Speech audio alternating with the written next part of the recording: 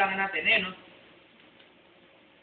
5 volts, ground, negative 5 volts. Kasi meron tayong dual supply. Pero ang gagamitin nyo, yung positive 5 at saka yung GND lang. Maliwanag ba? Nakikita nyo to? Yes, sir. Is that clear?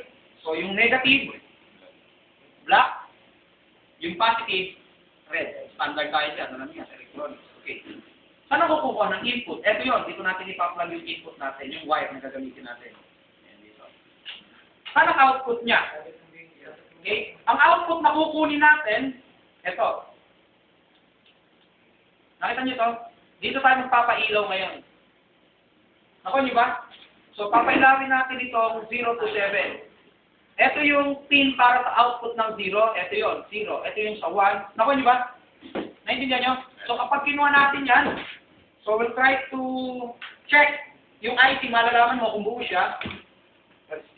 Kala ko wala nang ang battery eh.